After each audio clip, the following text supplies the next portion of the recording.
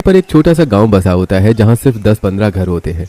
गांव के उस पार बहती नदी के बाद दूर दूर तक फैले खेत होते हैं। खेतों में लगभग 18-20 किलोमीटर आगे शहर होता है।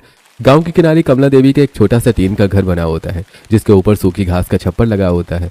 बारिश की बूंदें टीन पर लगातार टप टप गिर रही होती हैं। घर के अंदर पूरा परिवार जमीन पर बैठा होता है। घर में खाने के लिए मुश्किल से थोड़ा सा आटा बचा होता है। घर में खाना खाने के लिए अनाज तक नहीं बचा। क्या फायदा ऐसी खेती का जिसमें अपने ही बच्चे भरपेट खाना ना खा सके। तुम्हें पता तो है कमला, कभी इतनी तेज बारिश हो जाती है कि सारी फसल डूब जाती है, तो कभी इतनी धूप निकलती है कि खेत सूख जाते हैं। मौसम का कोई भरोसा ही नहीं रहा। पापा जी, अगर इस बार ठेकेदार से बात करके अच्छी खाद डलवा दे तो शायद फसल बेहतर हो जाए। थोड़ी मेहनत और सही खाद मिल जाए तो खेत फिर से लहरा सकता है। भगवान ने चाहा तो इस बार हमारी किस्मत जरूर बदलेगी। बेटा, ठेकेदार तो वैसे ही हमसे नाराज बैठा है, ऊपर से हम लोग कई दिनों से उसके काम पर भी नहीं जा पाए। कहीं उसने किसी और मजदूर को रख लिया तो? ऐसा कुछ नहीं होगा पापा जी, हम उससे बात करेंगे, वो हमारी मजबूरी जरूर समझेगा। जब तक मेहनत करना नहीं छोड़ेंगे तब तक उम्मीद भी नहीं छोड़ेंगे। शाम होते होते पूरा परिवार सिर्फ सूखी रोटियां खाता है। सब्जी नहीं होती न दाल। सभी चुपचाप रोटी खाकर जमीन पर बिछी चटाई पर सोने की तैयारी करने लगते हैं। अपने बच्चों की ऐसी हालत देखकर दिल टूट जाता है। पता नहीं कब तक ये लाचारी झेलनी पड़ेगी। एक दिन जरूर आएगा कमला, जब हमारे खेत भी बारिश में लहराएंगे और हमारा भी एक पक्का घर होगा। अगली सुबह सूरज निकलने से पहले ही तीनों बहुएं उठ जाती हैं। टीन के छोटे से घर के अंदर मिट्टी का चूल्हा जल रहा होता है। बारिश की वजह से लकड़ियां गीली होती हैं, इसलिए चूल्हे से धुआं पूरे घर में भर जाता है। तीनों बहुओं की आंखों में लगातार आंसू निकल रहे होते हैं, लेकिन फिर भी वो सबके लिए खाना बनाने में लगी रहती हैं। धुएं की वजह से तो आंखें खुल ही नहीं रही हैं। अगर हमारे पास गैस होती तो इतनी परेशानी नहीं होती।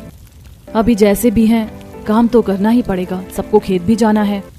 किसी तरह खाना तैयार होता है। पूरा परिवार जल्दी जल्दी खाना खाकर नदी पार करके खेतों की ओर निकल पड़ता है। रास्ते में कीचड़ और फिसलन होती है।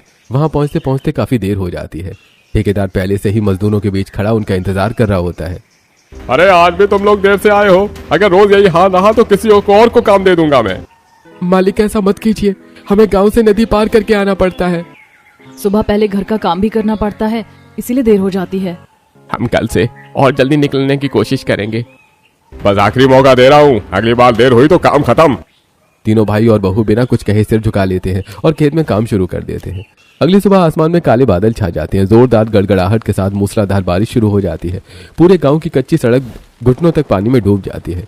नदी का पानी भी तेजी से बढ़ने लगता है। गांव के ज्यादातर लोग अपने अपने घरों में ही रुक जाते हैं। आज कोई भी घर से बाहर मत निकलना, रास्ता बहुत खतरनाक है। अगर आज नहीं गए तो खेत पूरी तरह बर्बाद हो जाएंगे। हम लोग कट्टे ओढ़ कर निकलते हैं, जितना बचा सकते हैं बचाएंगे। डरने से कुछ नहीं होगा, मेहनत करनी ही पड़ेगी। चलो भाइयों, देर मत करो। पूरा परिवार कट्टे ओढ़कर बारिश में निकल पड़ता है। तेज बारिश के बावजूद कुछ ही मिनटों में सब पूरी तरह भीग जाते हैं। कई बार फिसलते हैं, लेकिन फिर भी किसी तरह खेत तक पहुंच जाते हैं। खेत में पहुंचते ही सबके पैरों तले जमीन खिसक जाती है। पूरा खेत पानी से लबालब भरा होता है। आधी से ज्यादा फसल पानी में डूब चुकी होती है। पौधे झुक गए होते हैं। अगर आज पानी नहीं निकाला तो कल तक पूरी फसल सड़ जाएगी। जल्दी से नालियां बनाओ, जितना पानी निकाल सकते हैं निकालो। एक एक मिनट कीमती है। हम भी साथ देते हैं। पानी इस तरफ मोड़ो, यहाँ से जल्दी निकलेगा। भगवान हमारी मेहनत बेकार मत जाने देना। तीनों बहुएं और तीनों बेटे घंटों बारिश में भीगते हुए खेत में छोटी छोटी नालियां बनाते हैं। धीरे धीरे पानी खेत से बाहर निकलने लगता है।